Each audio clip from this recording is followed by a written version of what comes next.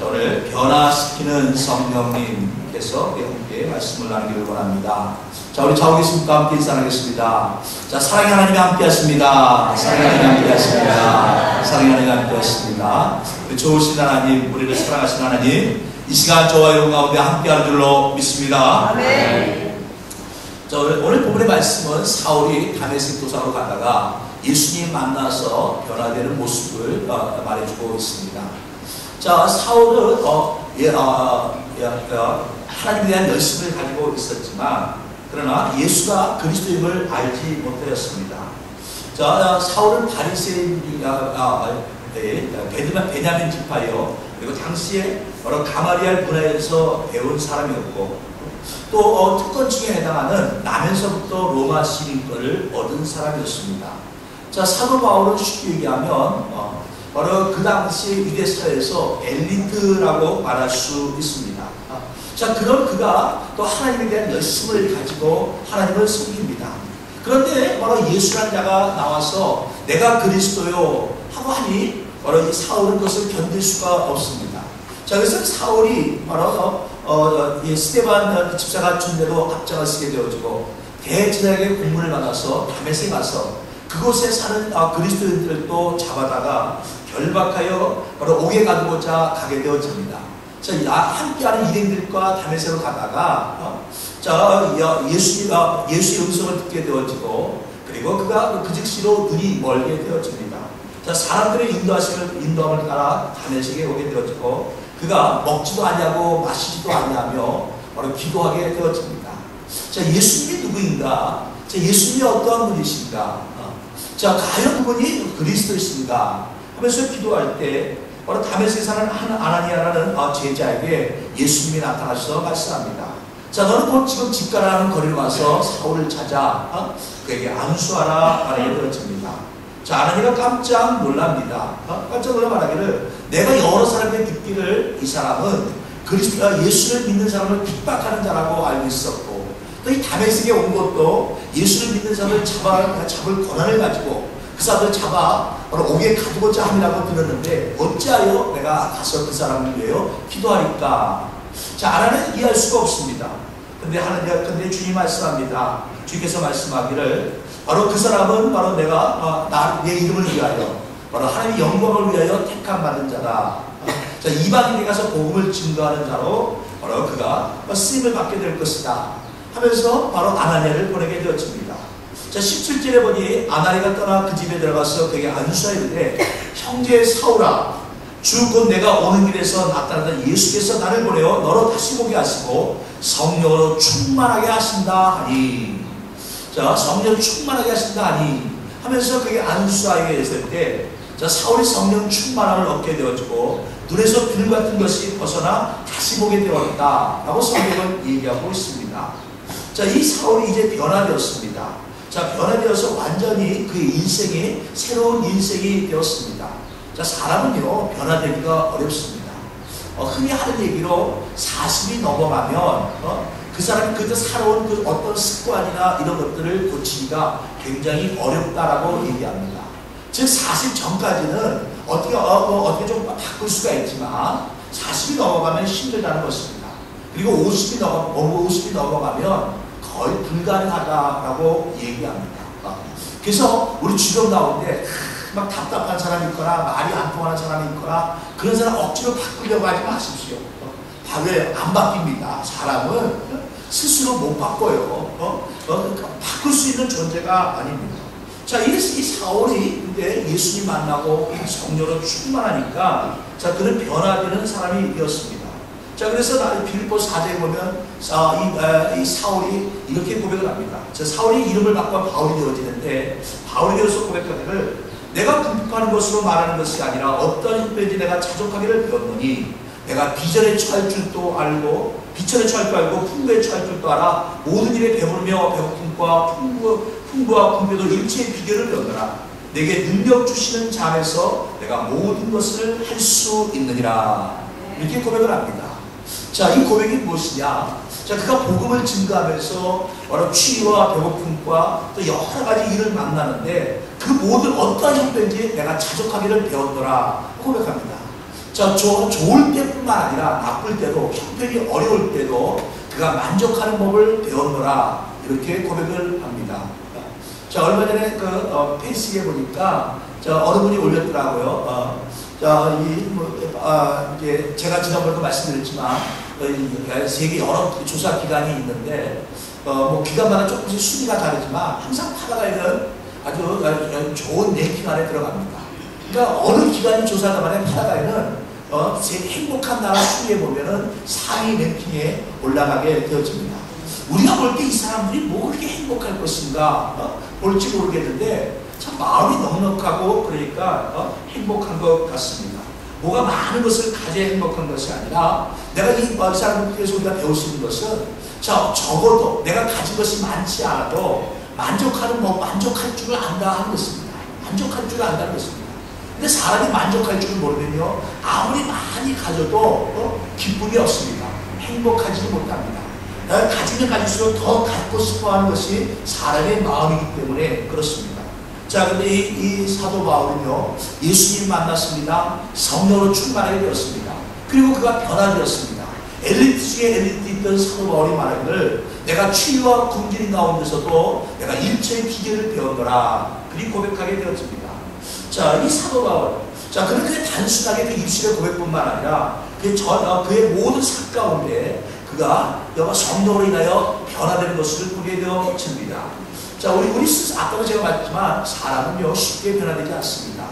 자, 나이가 들면 들수록 점점 우리는 살아온 그 습관이나 그런 것들이 있어서 변화되지 않습니다. 자, 그렇다면 우리가 변화시킬 수 있는 것은 무엇일까요? 우리를 언제 변화시킬 수 있는 것은 무엇일까요? 우리 스스로는 안 됩니다. 저도 여러분을 변화시키지 못합니다. 제가 처음 앵가에서 목회할 때입니다. 처음 신학교를 졸업하고 목회할 때 그때는 막 총각이고 막 열심히 가지고 기도하고 막 전도하고 했습니다. 그래서 이제 몇 분씩 전도받아서 교회 나오고 또 교회 나오시는 분들이 대부분 신앙생활을 처음 하는 분입니다. 그런데 이게 교회 안에서 두 분 집사님이 좀 다툼이 생겼습니다. 조금 이제 뭔가 의견이 안 맞아서 다툼이 생겼는데 한 분이 와서 그럽니다. 전도사님, 그때 제가 전도사 있었는데 이렇게 해서 다툼이 생겼는데 저 사람이 나한테 잘못했다는 거예요.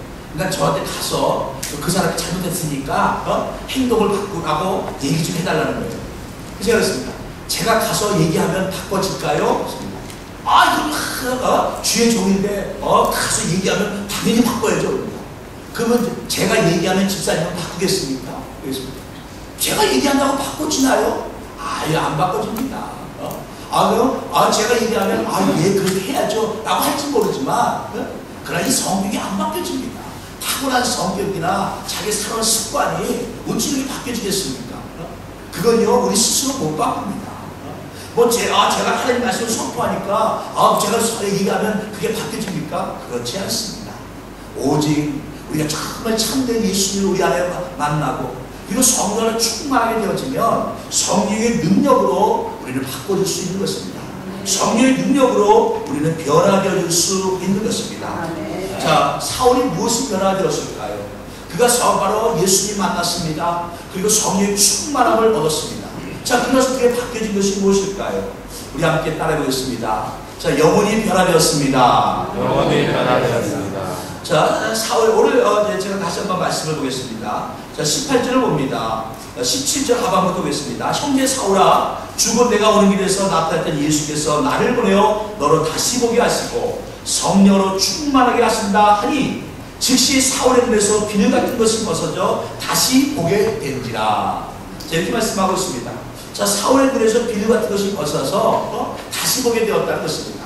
자, 그가 갑작스럽게 눈이 멀었는데 앞을 보지 못하게 되었는데 눈에 보기가 쉬었던 것들이 떨어짐으로 말미암아 다시 보게 되었다라고 얘기합니다. 자, 육신의 눈이 보게 되었다는 것입니다. 그런데 이것은 어떤 상징적인 의미를 가지고 있습니다. 쉽게 얘기하면 우리 영안이 떠졌다는 것을 말씀해주고 있는 것입니다. 자, 요한복음 3장을 보게 되어지면 니고데모 이야기가 나옵니다. 자, 그는 이스라엘의 랍비라고 얘기합니다.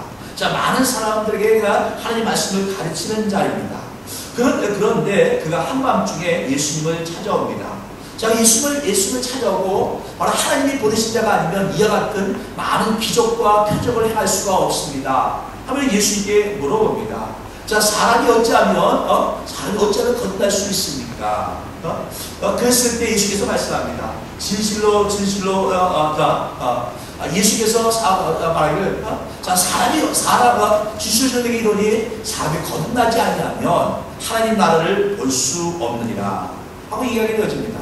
자, 니모가 어떻게 하면 내가 하나님 나라에 들어갈 수 있습니까? 이때 거듭나지 아니하면 하고 얘기합니다. 자, 근데 이 말을 이해하지 못했습니다.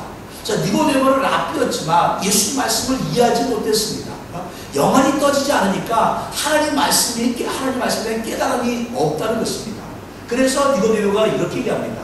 자, 우리 보면 유치원 성들도 아주 어린아이들도 질문하지 않은 어리석은 질문을 하게 되어집니다. 뭐라고 질문을 합니까? 사람이 늙으면 어떻게 날 수 있습니까? 자, 예수님을 거듭나라는 것이 육신이 다시 태어나야 된다는 것을 말하는 것이 아니라 우리 영적으로 세워져야 된다는 것을 얘기하고 있는데 니고데모는 얘기합니다.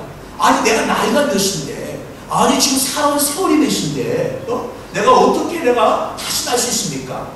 자, 두 번째 모태에 들어갔다가 다시 태어나는 겁니까? 하고 이렇게 물어봅니다. 얼마나 어리석은 질문을 하는 겁니까? 얼마나 바보 같은 질문을 합니까?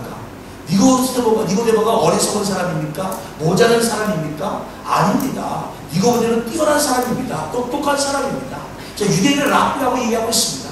그럼 그때도 불구하고 영안이 떠지지 않으니까 바로 영혼의 변화가 없으니까 깨달음이 없으니까 하나님 말씀에 대한 이해가 없더라 하는 것입니다. 자, 사도 바울이 사울이었을 때 예수님 만났을 때 그런 똑똑한 사람이었습니다. 엘리트 중에 엘리트였습니다. 그가 베냐민 지파요 바리새인 중에 바리새인이요 바로 당시에 가장 뛰어난 석학 중에 하나였던 가마리엘 밑에서 배운 사람이었습니다. 그럼에도 불구하고 예수가 누군지를 몰랐습니다. 예수가 누군지를 모르고 예수를 믿는 사람을 핍박하는 것이 바로 하나님 앞에서 내가 잘하는 것이라고 알고 있었습니다. 그런 그가 바로 예수님 만나게 되었습니다. 성령의 충만함을 얻게 되었습니다. 그리고 그의 영혼이 떠지게 되었어요. 영안이 떠지게 되었습니다. 자, 영혼 가운데 변화가 다가오게 되었다는 것입니다. 자, 영안이 떠지니까 바로 진리를 깨닫게 되어진 것입니다. 하나님 말씀이 들려지기 시작하는 것입니다. 하나님 앞에서 어떤 것이 올바르고 그때 것을 깨닫게 되어지는 것입니다. 그리고 그의 영혼이 변화되어지는 것입니다.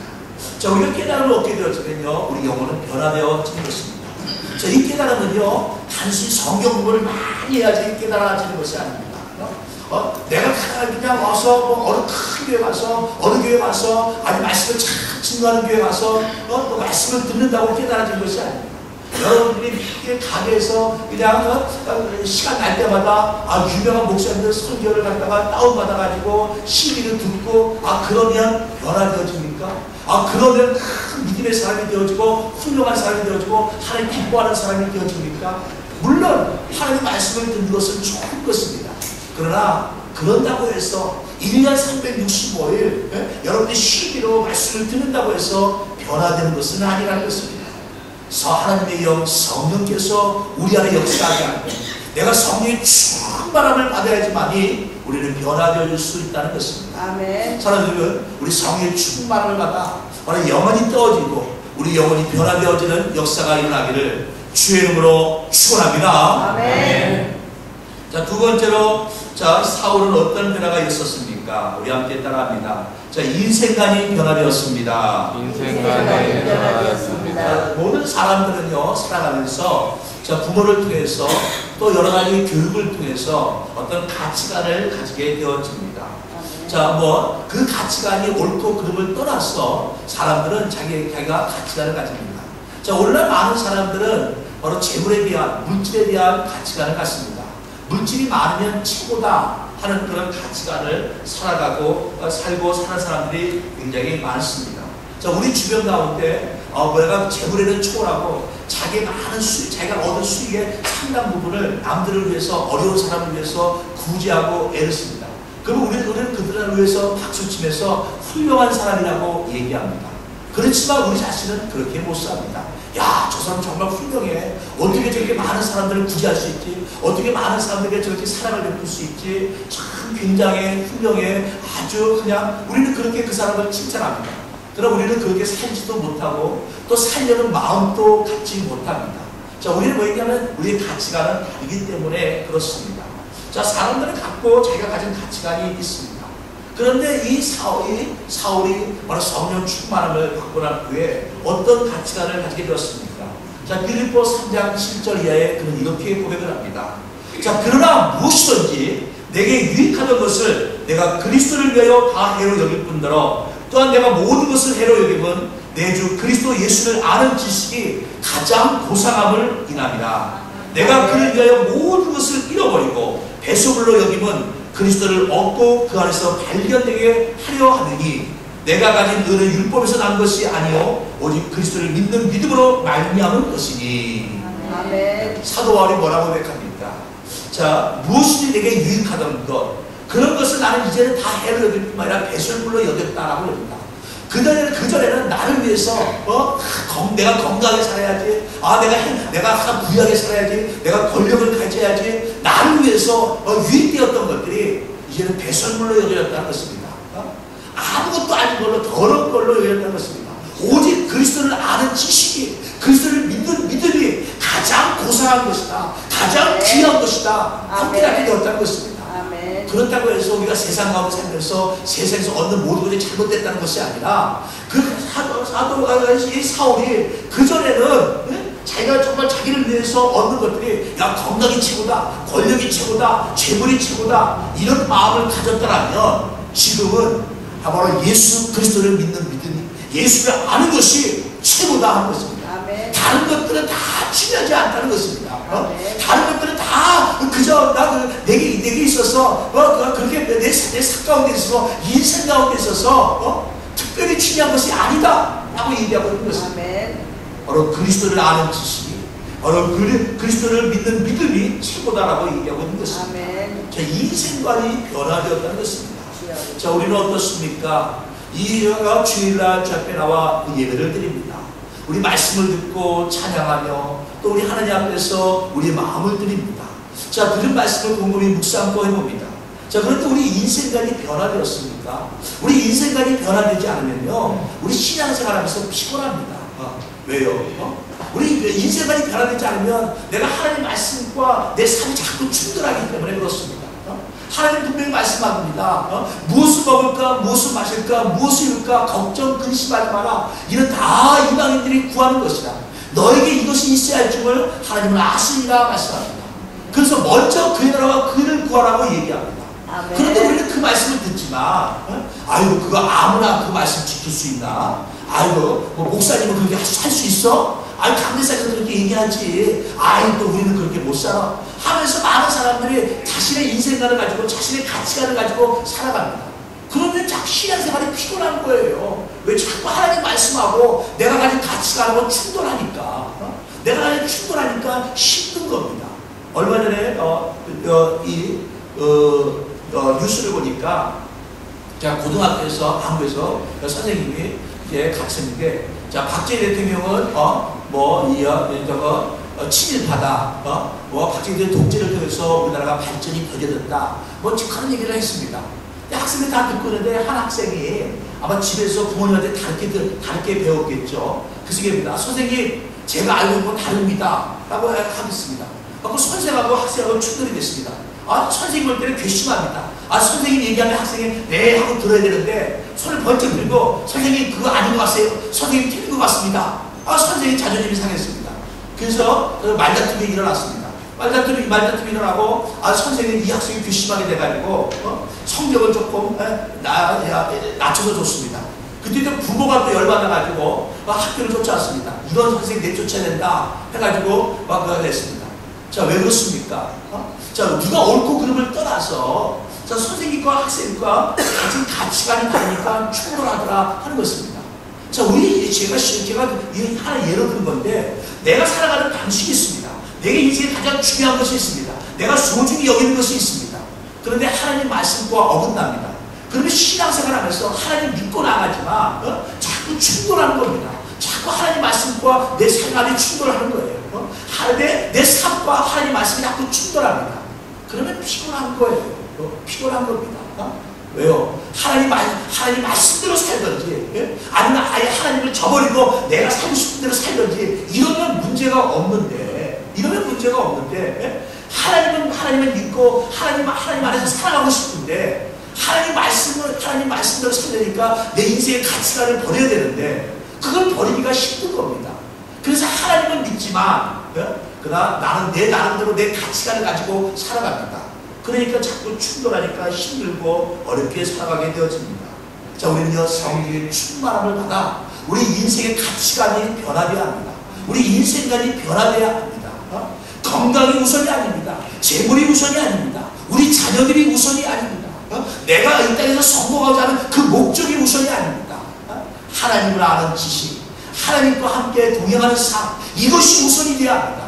하나님 말씀이 우선이 되어야 되고, 하나님을 섬기는 것이 우선이 되어야 되고, 먼저 그 나라와 그의 의를 구하는 것이 우선이 되어야 합니다.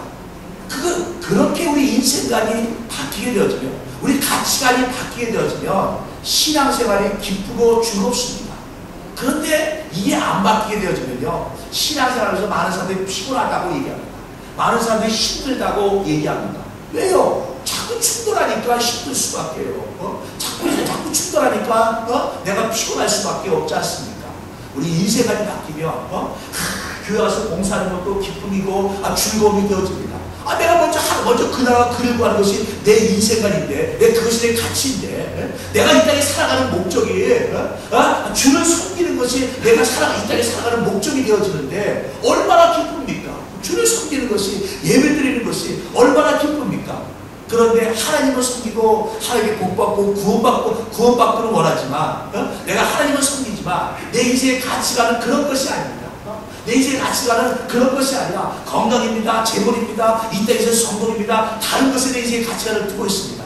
그러면 그러면 피곤한 거예요. 힘든 거예요. 내가 할 일이 많은데, 예배 때 우리 교회는 왜 이렇게 예배가 많아? 뭘 자꾸 나오라 그래?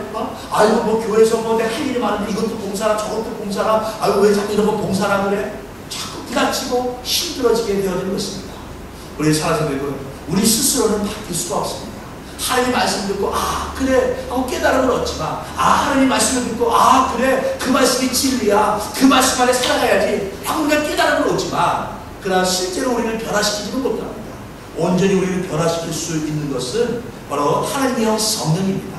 성령님이 내 안에 오셔서 내가 성의 충만함을 얻어 성령 내 안에 역사하셔서 나를 온전히 추장하게 되어지면 우리는 변화되어지는 것입니다. 우리 인생관이, 우리 가치관이 변화되어지는 것입니다. 아멘. 자, 헬렌 켈러를 아시죠? 시각장애인이고 청각장애인입니다. 자, 그런데 듣지도 못하고 말하지도 못하고 보지도 못합니다. 자, 근데 그런 분이 신앙으로 변화되어서 이제 하버드대학에 들어가서 대학을 졸업하고 많은 사람에게 믿음과 꿈과 소망을 전해주는 사람이 되었습니다. 자, 그녀가 이런 말을 했습니다.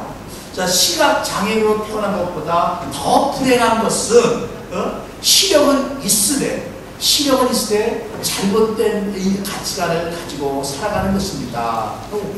시력은 있을 때 앞을 보지 못하고 진리를 보지 못하고 그리고 잘못된 길로 가는 것이 가장 불행한 인생이다 하는 것입니다. 나는 시력은 없습니다. 나는 앞을 보지 못합니다. 그러나 예수님 만나고 나는 진리를 깨달았습니다. 어느 길로 가야 하는지 나는 알고 있습니다. 내가 어떠한 삶을 살아가야 하는지, 내 인생에 가장 소중한 것이 무엇인지 나는 알고 있습니다. 그러나 앞을 볼 수 있지만, 앞을 보는 눈을 갖고 있지만, 진리를 알지 못하고 깨닫지 못하고 언제 진리를 보지 못하는 자가 가장 불행한 사람입니다 라고 얘기했습니다. 그렇습니다. 사랑하는 분들, 우리 성령이 끊임없이 우리가 주 앞에 나올 때마다 우리의 입술로 고백합니다. 예수가 나의 그리스도인입니다. 예수로 내 모든 죄가 사함받았습니다. 끊임없이 고백합니다. 그리고 성령님 인자와 영모십니다. 내 안에 오시옵소서, 역사에 오셔서 성령께서 나를 온전히 받아주옵소서. 내가 성령 충만함을 얻기 원합니다. 우리가 진실된 마음으로 고백할 때 하나님 성령께서 우리 가운데 역사하여 주십니다. 아멘. 그리고 우리가 성령 충만함을 얻게 되어집니다. 성령의 인도를 받게 되어지면 우리 인생의 가치관이 변화될 줄로 믿습니다. 아멘. 자, 세 번째로 사울은 어떻게 변화되었습니까? 자, 우리 함께 따라합니다. 자, 인격이 변화되었습니다. 인격이 변화되었습니다. 사실 우리 살아가면서 사실 예수를 몰라도 하나님을 몰라도 믿음이 없는 사람이라 할지라도 인격적으로 좀 온유하고 좀 이렇게 인격이 좀 있는 사람을 만나면 좀 대화가 되고 좀 이렇게 편합니다. 그런데 인격이 잘못된 사람을 만나면 참 피곤하고 힘듭니다. 그렇지 않겠어요? 남을 무시하거나 교만하거나 내가 조금 내가 일이 나가지고 좀 돈 좀 벌었다고 폼을 잡거나 내가 좀 남들보다 조금 성공했다고 의시되거나 이런 사람들 만나면 피곤하지 않습니까? 피곤하잖아요. 근데 문제는 예수 믿고 나서도 내가 하나님 앞에서 예수님이 내가 나의 그리스도입니다. 그분으로 인하여 내 모든 일을 사함받고 하나님의 자녀가 되었습니다. 고백하는 저와 여러분들도 인격이 변화되지 않은 분들이 있다는 것입니다. 물론 타고나기를 온유하고 부드러운 인격을 가진 사람이 있습니다. 그런 타고나기를 성질이 거칠고 또 자라는 환경 속에서 좀 그런 거친 인격을 가진 사람도 있습니다. 근데 중요한 것은요, 내가 어떤 유전자를 가지고 태어났다, 어떤 환경에 자랐다, 그것이 아니라 예수님 만나고 우리 인격이 변화되어야 한다 하는 것입니다. 예수 만나서 우리 인격이 변화되어야 한다는 것입니다. 과거 내가 사람을 무시하는 사람이었습니다. 과거 내가 속이는 사람이었습니다. 과거에 내가 나 혼자 잘나고 똑똑하다고 교만한 사람이었습니다. 그렇지만 예수 만나고 나서 우리가 변화되어야 합니다. 깨어져야 합니다. 아멘. 자, 사울은요, 이름이 사울입니다. 큰 자라는 뜻입니다. 그런데 예수님 만나고 성령 충만함을 얻고 나서 이름을 바울이라고 바꿨습니다. 작은 자라는 뜻입니다.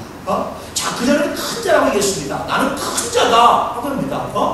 내가 베냐민 지파요. 내가 가말리엘 문화에서, 가말리엘 문화라는 거 쉽지 얘기하면 서울대에서 아주 엘리트들, 수재들, 천재들만 모인데 그런 데서 내가 교육을 받았다 하는 것입니다. 나는 바리새인 중에 바리새인이요 하면서 자기 엘리트라고 하고 내 이름이 뭐냐? 사울이다. 나는 큰 자다. 자기 스스로 큰 자라고 생각을 했습니다. 제가요, 어렸을 때, 그러니까 청년 시절이죠. 뭣도 모르고, 제가 폼 잡고 잡을 때가 있습니다. 폼 잡고 할 때, 친구들이 모였는데, 제가 이름이 강국 아닙니까? 저희 부모님이 지으신 이름인데, 이게, 굳세강에다가 나라국자입니다. 나라를 굳세게 지키라 하는 것인데, 별로 이름이 마음에 안 들어요.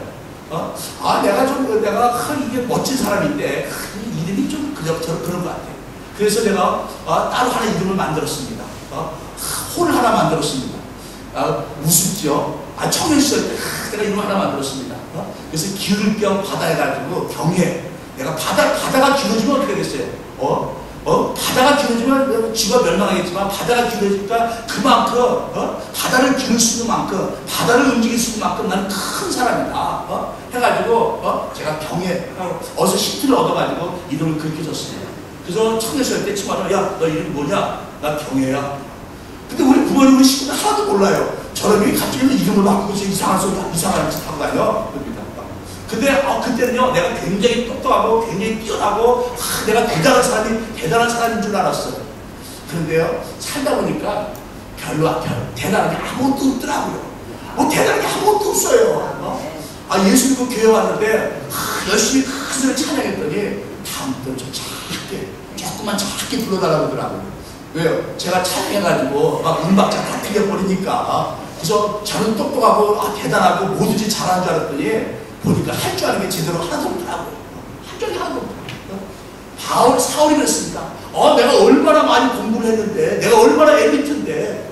근데 예수님 만나고 보니까, 예수님 만나고 하나님 말씀이 들려지게 되니까, 진리를 깨달으니까, 자기가 배운 건 아무것도 아니에요. 자기는 지금 잘못 알고 있었던 거예요. 그래서 그가 이름을 바꿨습니다. 사울이라고 부르니까 참 창피해가지고 예전에 누가 보면 사울 그러면 나는 큰 사람이야 그랬는데 참 창피하더라고요. 그래가지고 바울로 이름을 바꿨습니다. 제가 돌아갔지만 저희 이민왔을 때 우리 작은 형님이 있었습니다. 저희 작은 형님이 있는데 저희 작은 형님도 저랑 좀 비슷한 스타일인가 봐요.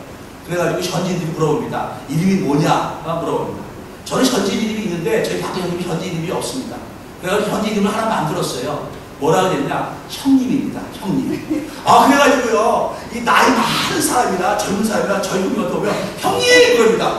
그게 이름인 줄 알고 무슨 뜻인지 모르고 60 넘은 노인네도 오면은 저희 작은 형님한테 그때 20대인데 저희가 20대인데 형님! 그럽니다. 그게 무슨 뜻이죠? 그래야 물어봤습니다. 너 이름 그 뜻이 뭐냐? 모르겠대요. 너 형이야? 네 애르바나한테 이름이 뭐냐? 형님이라고 해서 형님이라고 부른다는 거예요. 그 저희 작은 형님도 저랑 비슷한 스타일인가 봐요. 그래가지고 자기가 내가 형님이다. 그런 거 듣고 싶어가지고. 그런데요, 하나님 앞에서 그걸 왜요? 아무것도 아니고 사울이 그랬어요. 나는 큰 자다. 나는 큰 자다. 그런데 예수님 만나고 성령 충만하고 보니까 얼마나 부끄러운지, 그동안 살아온 세월이 얼마나 부끄러운지, 진리를 깨닫지 못하고 알지도 못하고 예수님을 핍박하면서 자기가 옳다라고 주장했던 것이 얼마나 부끄러운 것인지. 그래서 이름을 바꿨습니다. 바울, 작은 자입니다. 사람들이 그럴 거예요. 작은 자, 작은 자. 얼마나 웃었겠어요. 얼마나 웃깁니까. 제가 여기 있을 때 교회를 팬티 칠하려고 핀돌 하나 불러가지고 팬티 칠하는데 이름을 물어봤습니다. 이름이 뭐냐? 네네예요, 네네. 그래가지고 참 이 이름을 저보다 나이가 한참 많은 사람인데 이름을 불러야 되는데 이름을 부를 수가 없는 거예요. 네네, 네네. 아니 저 부모를 어떤 식으로 가지고 이름을 갖다가 저렇게 줘줬을까? 이름이 네네가 뭡니까, 네네. 그런데요, 작은 자. 인격이 변화되었습니다. 가장 낮은 자라가 된 것입니다. 겸손한 자가 되어진 것입니다. 자, 그래서 바울은 이렇게 얘기합니다. 자, 디모데전서 6장 15절에 보면 미쁘다 모든 사람이 받을 만한 이 말이요 그리스도 예수께서 죄인을 구원하시려고 세상에 임하셨다 하였도다. 죄인 중에 내가 괴수이라. 내가 죄인 중에 죄인이라고 바울은 고백을 합니다. 바울이 뭐 크게 큰 죄를 저질렀습니까? 하나님의 열심을 가지고 그가 진리를 알지 못해서 깨닫지 못해서 행한 것인데 정말 진리를 깨닫고 나니까 하나님께 정말 부끄럽고 연약하고 자기가 낮은 자인 것을 깨닫게 되어지니까 나는 죄인 중에 죄인이다 하고 고백하게 되어집니다. 여러분 우리가 검은 옷을 입고 우리가 하얀 옷을 입으면 하얀 옷을 입으면요 조금만 때 같아도 금방 이거 때가 탄 줄로 압니다. 탄 줄로 아는 거예요. 저는 주로 하얀 와이셔츠를 즐겨 입는데요. 이 여름에는 이제 막 땀이 나잖아요. 그러면 땀이 나면은 딱 하루 입고 나서 보면 이 목 있는 딴 데는 다 깨끗한데 이 목 있는 쪽하고 이 팔 있는 쪽에 땀이 묻어가지고 이거 시커멉니다. 그런데 이제 제가 가끔 가다가 제가 색깔 있는 이제 와이셔츠를 입으면요, 이거는 땀이 나도 이게 때가 탄 줄로 안 보여요. 안 보이는 겁니다. 근데 하얀 거는 조금만 때가 타도 금방 이 목 있는 쪽에 지저분해집니다. 그래서 그걸 지저분하게 보니까 두 번 입을 수가 없는데 한 번 입고 따라이 두 번은 못 입습니다. 내가 정말 하나님 앞에서 나가면 나갈수록 내가 하나님 앞에 더 정말 진리를 깨달으면 깨달을수록 내가 얼마나 초라하고 부족하고 연약함을 깨닫게 되어집니다. 그래서 우리 인격이 변화되어지는 거예요. 하나님의 낮아지는 것입니다. 우리 흔히 그러잖아요. 비일수레가 요란하다고. 비일수레가 하나님의 은혜 받지 못한 사람이 큰 소리를 칩니다. 은혜가 하나님의 진리를 깨닫지 못하는 사람들이 내가 교만해지게 되어집니다. 그런데 하나님 앞에 정말 성령 충만함 받고 내가 정말 하나님 앞에 나의 모습을 보게 되어지면 우리는 점점 낮아지게 되어집니다. 낮아지게 되어집니다. 우리 인격이 변화되어지는 것입니다. 우리 성령 충만을 받아 우리 저와 여러분의 인격이 변화되어서 정말 낮은 자의 모습으로 겸손한 모습으로 우리 하나님께 영광 돌릴 수 있는 우리 모두가 되시기를 주의 이름으로 축원합니다.